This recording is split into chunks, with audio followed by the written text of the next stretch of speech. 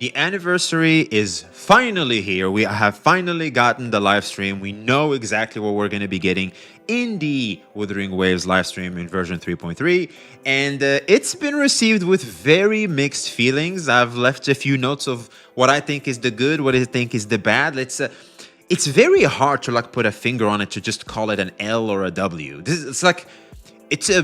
It's a V, like it's a half W, I would call it personally. So I have a list of what I think is good or what I think is bad. If I missed anything, please let me know in the comments below. And let's start with something I feel like a lot of people are waiting for, which is the Elusive Realm is finally back. Yes, that's right. This is not a drill. This is obviously something the player base has been asking for since they just took it away from us. To quote Amethyst Abrams, when it comes to the Elusive Realm, they just couldn't live with their own failure. When has that bring them back to us? As in, they took it away, people still complained about it, they had to bring something people were looking forward to. It was the Elusive Realm. Yippee, yippee. Another thing is, of course, we can fly again, which is amazing. Thank freaking God. They just couldn't take it away completely. They finally brought it back. They hinted at it with Amieth, right? They wanted us to really take advantage of Amieth as a unit. They really sold her very, very hard. That was like insane level of selling when it comes to Amieth, because it allows you to somewhat levitate a bit, to especially when it comes to the mountain area, the snow area in Lahai Roy. I think without Amieth, it is a huge pain to explore. To be honest, I couldn't even explore that much, even with Amieth. That's how annoying that zone was. And of course, we have the Cyberpunk collab wasn't announced, which I think is a positive personally. I know a lot of people, we just recorded a gacha cast with Gacha Smack, if you want to go check that out. But basically, I'm one of the opinion that I think the collab did it exactly what they were supposed to do, to keep it somewhat around in the chamber. And the reason why is because to recreate hype and keep Wuthering Waves somewhat relevant, which I think is good for us, because it just means more content, really, because we get to just make separate videos as to why we think the collab isn't necessarily there. And when there's any form of like teaser about the collab, will be there, and it re-sparks, it reignites the excitement. Because here's the thing, you don't want to bombard people with excitement and hype, because hype dies down very fast considering the nature of the internet. That is my opinion on it. That's why I think currently, considering we have all these good stuff, I think it's fun. Hayuki is hype. Denai, I think her name is hype. There's the new zone, that's hype. We can fly again, that's hype. And also, most importantly, of course, we have new collabs, like the Angry Bird collab, apparently I missed that one. Apparently Smack was narrating and I couldn't hear it, or maybe I just missed it. But basically, you have the Angry Bird, you have a bunch of other titles, like a Hayuki or something like that. Collabs, kind of like what they did with Sonic the Hedgehog, and there was this other game. I know the music is awesome, I just forget the name. But yeah, basically, they're doing a bit of collabs like that, which is great, right? Which is great. Now, unfortunately, I don't know why. Can we just get a Witcher 3 collab? Can we just get that? I would love to see a Witcher 3 collab, man. That would be so freaking peak. Having like maybe Geralt of Rivia as a playable character, man. That would be so insane, dude. Can you imagine? That'd be great. And I think he fits the theme of the world. For example, like in Genshin Impact or here, like these fantasy worlds, especially Wu. I think he would be perfect for Wu, because echoes are like monsters, right? And Geralt deals with monsters. But that's like for all the Witcher boys. And of course, the big one, I think that's what everybody's waiting for. The freebies. How many freebies did we get? So we have 20 character pulls, 10 weapon pulls, 10 standard pulls, and another 10 character pulls, for a grand total of 30 character pulls, 10 weapon pulls, and 10 standard pulls. You also have these. I don't necessarily want to count them because you get them every single patch. I don't know why this formula hasn't been revised yet. I think weapon pulls should be included in here as well. That's something I'll always keep complaining about until it is fixed. But this is the freebies you get off the anniversary, as in 30 character pulls, 10 weapon pulls, and 10 standard pulls. I think you can already guess what I'm going to say. Why the hell isn't this also 30? And why the hell isn't this also 30? I understand that Radiant Ties are the most valuable of the bunch. I get that. But if these are not so valuable, why not just throw them? They keep doing this thing where they have to keep doing these mental gymnastics and like be very precise in how much they give us in the freebies to maintain value of these currencies, because the reality is these currencies aren't worth anything, but they have to give you the illusion that they are worth something through these little details in how they give us free currencies. So I personally think, I hope there is some outrage for this, so that they once again, like last year, so that they once again look back at this and go, you know what? I think we should give them even more free stuff, because here's the reality of things. There is no free 5-star here. You might look here and go, oh, Mournier is there. Like maybe this is a free Mournier. No, that's just a new skin, which is decent. I'm not hyped for it personally, but yeah, I think the only skins that are hype are a bunch of half-naked women. But besides that, like or like very, very animated skins, like the Jinsei one. Besides that, I don't think skins are that hype. Like the Zani one is just whatever. So yeah, I think this is. This is still good because, like I said in a previous video, SSR set a bit of a standard where they just said, okay, you get 30 free pulls, which are like whether it's weapons or character banner, because it's like they have one premium currency for both banners. These have different ones, and by that count, this is like more, but you don't get to choose. You don't have the option. For me personally, if they were to ask me, my personal take is these should have been asteroids. All of them should have just been asteroids. 30 pulls of asteroids, 10 pulls of asteroids, 10 pulls of asteroids.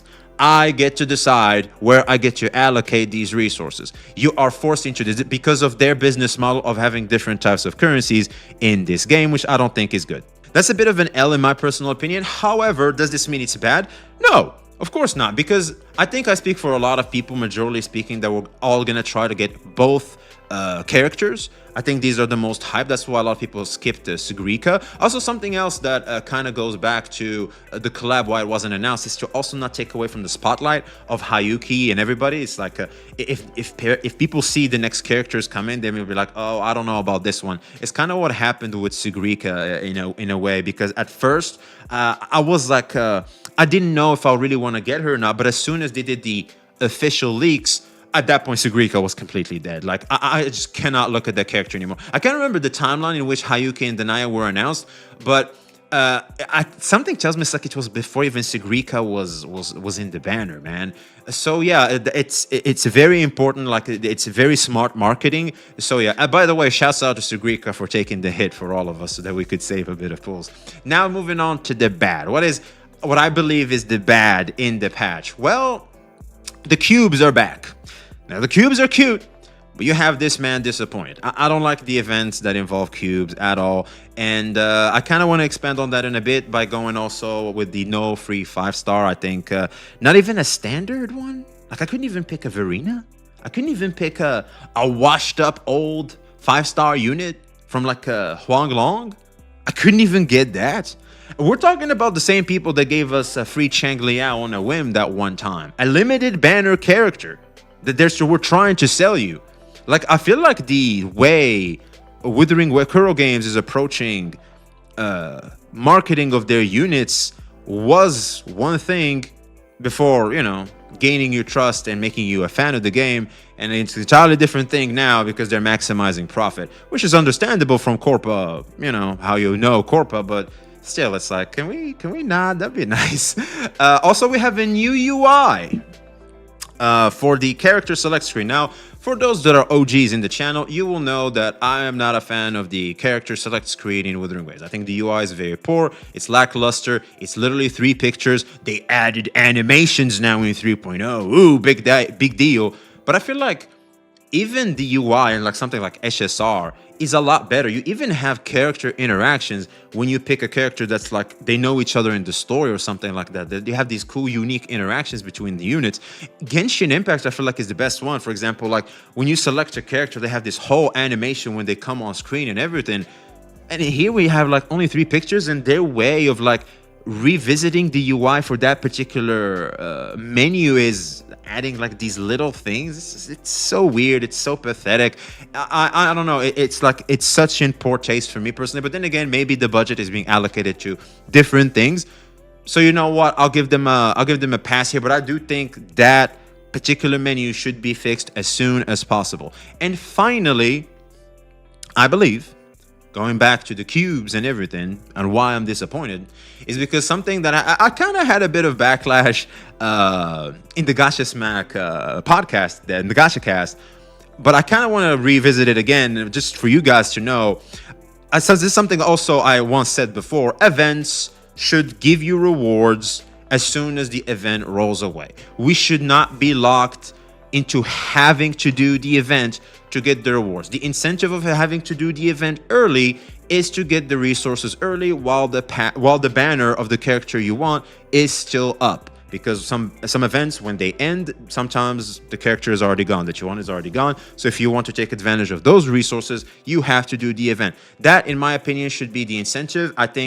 I understand the nature of we want playtime, so that way like companies can show the playtime, because people that do events, right, like it's a little bit more playtime, so like it's good for the numbers when it comes to the company. I understand that. However, I do feel like this is a good solid middle ground that at least does not penalize people for not enjoying something, not wanting to do something, but can still at least get the free rewards that the company itself is already willing to give out. The reason why this isn't happening, of course, I feel like the main one, besides of course showing playtime and everything, which is also a very important one, shouts out to the gacha CCs for reminding us of that, is it gives more value to the premium currency. So it's like it always feels like a chore to get premium currency. So if you don't want to deal with that, well, guess what? You can just spend some money.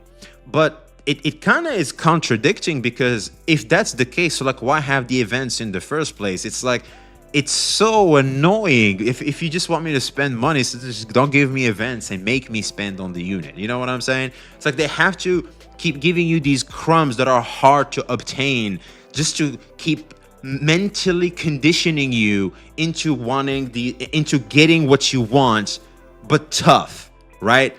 For you to make it easy, you have to spend. You can still get what you want, but by going through rocks. Now, some events are good, and the problem is events are so hit or miss. This is why, like, I feel like it could be such a controversial topic. Is that some events are really fun. I enjoy doing some events, especially combat events, like the Elusive Realm that's coming back. Those are good events.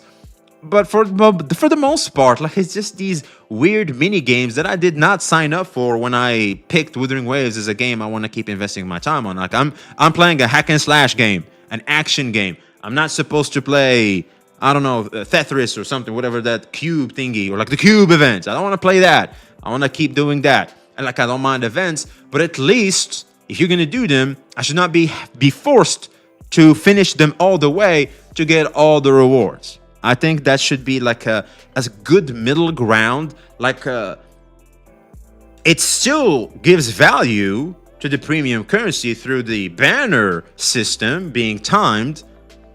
But at least if you don't care about the unit, you can still get them without having to do something you don't necessarily want to do, that you haven't signed up for. So yeah, that's just my take when it comes to the anniversary. I'll give it a 6 out of 10.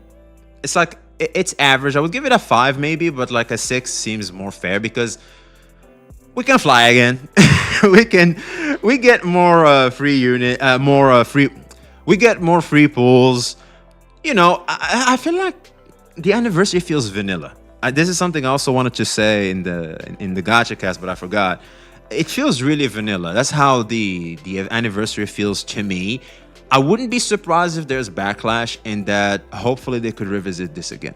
That would be my hope personally. I think some backlash could be deserved here a little bit, you know what I'm saying? Because it means like we get to get more free stuff, you know what I'm saying? So yeah, if you guys want to rile up, this is a good opportunity, man, so that we can get more free stuff. I mean, you're literally doing that for us to all get free stuff. So yeah, for all the gacha warriors, feel free to unsheath your swords and go fight for us and get your boys and girls. Let's get 10 more weapon pulls and 10 more standard pulls. We could do that. I'm pretty sure we can get that. And maybe a 1600 Astra while we add it too. That'd be nice. I'm surprised they didn't have that there too. They typically always have that. They just didn't do it this time. But anyway, that is my thoughts on the anniversary. Let us know your thoughts in the comments below if I forgot anything once again. And yeah, be seeing you.